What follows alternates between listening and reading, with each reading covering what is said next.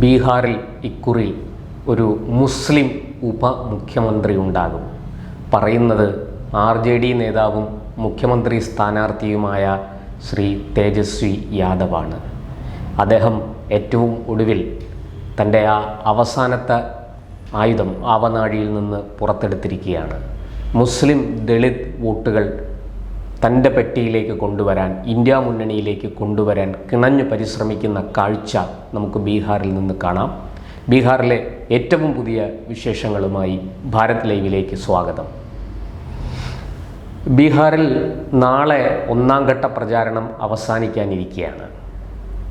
അതിനു മുമ്പ് ഒരു വെടി പൊട്ടിച്ചിരിക്കുകയാണ് ഇന്ത്യ മുന്നണിയുടെ മഹാസഖ്യത്തിൻ്റെ നേതാവും മുഖ്യമന്ത്രി സ്ഥാനാർത്ഥിയുമായ തേജസ്വി യാദവ്. എല്ലാവരും പ്രതീക്ഷിച്ചിരുന്നതാണ്. രാഷ്ട്രീയ നിരീക്ഷകരൊക്കെ ഇതെപ്പോൾ സംഭവിക്കും, ഒന്നാം ഘട്ട പ്രചാരണത്തിനിടയ്ക്ക് തന്നെ ഇത് സംഭവിക്കുമോ, അതോ രണ്ടാം ഘട്ട പ്രചാരണത്തിൻ്റെ സമാപനത്തിന് മുമ്പായിരിക്കുമോ എന്ന് മാത്രമേ സംശയിച്ചിരുന്നുള്ളൂ. ഒരു മുസ്ലിം ഉപമുഖ്യമന്ത്രി പ്രഖ്യാപനം തേജസ്വി എപ്പോൾ നടത്തും എന്നാണ് എല്ലാവരും ഉറ്റുനോക്കിക്കൊണ്ടിരുന്നത്. എന്തായാലും അത് ഇപ്പോൾ സാധിച്ചിരിക്കുകയാണ്. അവരോടൊപ്പം മത്സരിക്കുന്ന, അതായത് RJD, കോൺഗ്രസ്, അതുപോലെ VIP വികാസ്ശീൽ ഇൻസാൻ പാർട്ടി, ഇങ്ങനെ പ്രധാനപ്പെട്ട 3 പാർട്ടികളാണ് ഇന്ത്യ സഖ്യത്തിലുള്ളത്. വേറെയും ചില ചെറിയ കക്ഷികൾ കൂടിയുണ്ട്. നേരത്തെ JMM ഉണ്ടായിരുന്നു, ജാർഖണ്ഡ് മുക്തി മോർച്ച ഉണ്ടായിരുന്നു. അവർക്ക് സീറ്റുകൾ നൽകാത്തതിനെ തുടർന്ന് അവർ പ്രതിഷേധിച്ച് മുന്നണിയിൽ നിന്നും മാറി നിൽക്കുകയാണ്. ഗോത്രവർഗ മേഖലയിൽ സ്വാധീനമുള്ള JMMൻ്റെ നിലപാട് തീർച്ചയായിട്ടും ഇന്ത്യ മുന്നണിക്ക് വലിയ വെല്ലുവിളിയായി തീരും എന്ന് നേരത്തെ തന്നെ രാഷ്ട്രീയ നിരീക്ഷകരും തെരഞ്ഞെടുപ്പ് വിദഗ്ധരും ചൂണ്ടിക്കാട്ടിയതാണ്. ഇവിടെ ദളിത് വിഭാഗത്തിൽ നിന്ന് അല്ലെങ്കിൽ മുസ്ലിം വിഭാഗത്തിൽ നിന്ന് ഒരു ഉപമുഖ്യമന്ത്രി ഉണ്ടാകും എന്നാണ് തേജസ്വി യാദവ് ഇപ്പോൾ പറയുന്നത്. അതായത് താൻ മുഖ്യമന്ത്രിയായിട്ട് വന്നു കഴിഞ്ഞാൽ 3 ഉപമുഖ്യമന്ത്രിമാർ ഉണ്ടാകും. ഒന്ന് വികാസ്ശീൽ ഇൻസാൻ പാർട്ടിയുടെ ഉപമുഖ്യമന്ത്രി, 2 മുസ്ലിം വിഭാഗത്തിൽ നിന്നൊരു ഉപമുഖ്യമന്ത്രി, അതുപോലെ തന്നെ ദളിത് വിഭാഗത്തിൽ നിന്ന് ഒരു ഉപമുഖ്യമന്ത്രി. ഇത്രയും ഉപമുഖ്യമന്ത്രിമാരെ കൊടുക്കാൻ ബീഹാറിൽ കഴിയുമോ എന്ന ചോദ്യം ഉയരുന്നുണ്ട്. അതിന് ഭരണഘടനാപരമായ അനുമതി ഉണ്ടാകുമോ, നിയമം മൂലം അത് സാധിക്കുമോ എന്നൊക്കെയുള്ള ചോദ്യങ്ങൾ ഉയരുന്നുണ്ട്. പക്ഷേ അതവിടെ നിൽക്കട്ടെ. എന്തായാലും തേജസ്വി യാദവ് തൻ്റെ ആവനാഴിയിലെ അവസാനത്തെ അസ്ത്രവും എടുത്തു കഴിഞ്ഞു. ഇതാണ് മുസ്ലിം ദളിത് കാർഡാണ്. ദളിത് വോട്ടുകൾ വലിയ രീതിയിൽ ലോക് ജനശക്തി പാർട്ടി അഥവാ രാംവിലാസ് പാസ്വാൻ്റെ മകൻ നയിക്കുന്ന ചിരാഗ് പാസ്വാൻ്റെ നേതൃത്വത്തിലുള്ള പാർട്ടിയിലേക്ക് പോകും എന്നാണ് കണക്ക് കൂട്ടുന്നത്. അത് എങ്ങനെയെങ്കിലും തടയുക, ആ ദളിത് വോട്ട് പിടിച്ചെടുക്കുക. സംസ്ഥാനത്ത് ഏറ്റവും കൂടുതലുള്ള യാദവ വോട്ട്, OBC യാദവ വോട്ട് തങ്ങളുടെ കൈവശമുണ്ട്. അതിനോടൊപ്പം ദളിതരുടെ വോട്ടും ഏതാണ്ട് 19% വരുന്ന മുസ്ലിങ്ങളുടെ വോട്ടും തങ്ങൾക്ക് ലഭിച്ചാൽ അനായാസം ബീഹാറിൻ്റെ ഭരണം പിടിക്കാം എന്നാണ് തേജസ്വിയുടെ കണക്ക് കൂട്ടൽ. പക്ഷേ അതത്ര എളുപ്പമല്ല എന്ന് തേജസ്വിക്ക് അറിയാം. മുസ്ലിം വോട്ട് ബാങ്ക് പരിപൂർണമായിട്ടും RJDക്കൊപ്പമല്ല, കോൺഗ്രസിനൊപ്പമല്ല എന്ന ഒരു സാഹചര്യം ബീഹാറിൽ നിലനിൽക്കുന്നുണ്ട്.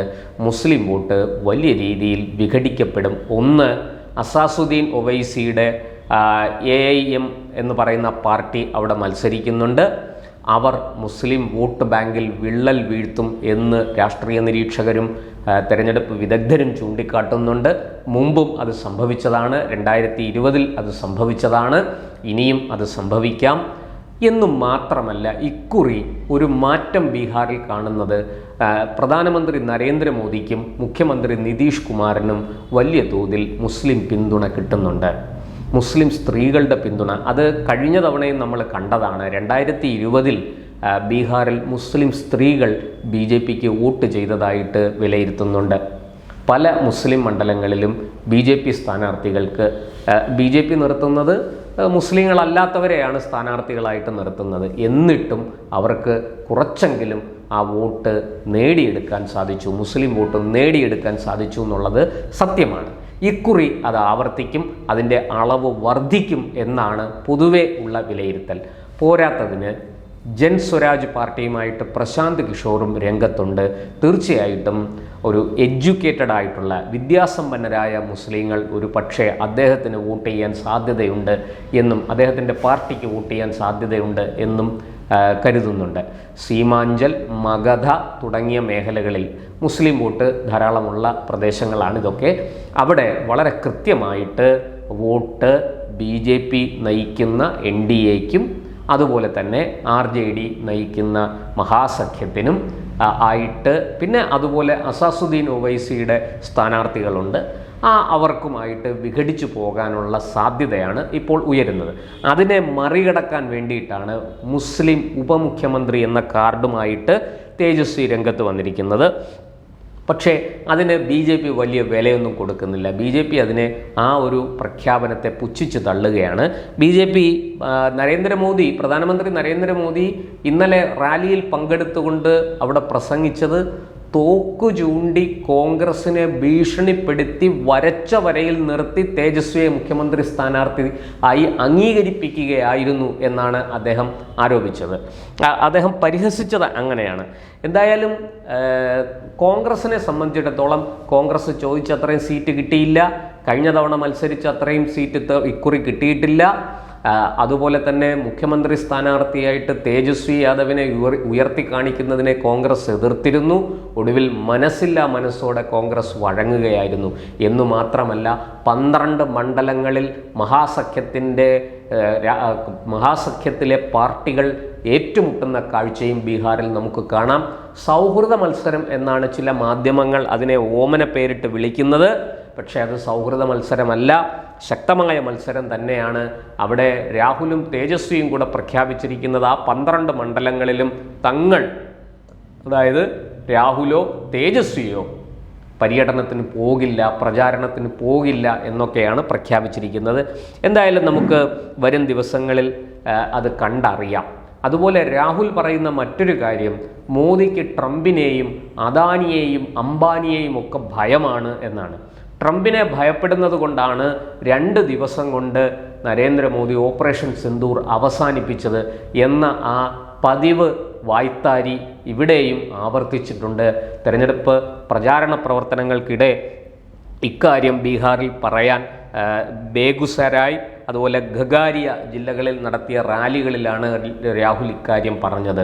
56 ഇഞ്ച് നെഞ്ചളവുണ്ടായാൽ പോരാ, ധൈര്യം വേണം എന്നാണ് രാഹുൽ മോദിയെ ഇപ്പോൾ പഠിപ്പിക്കുന്നത്.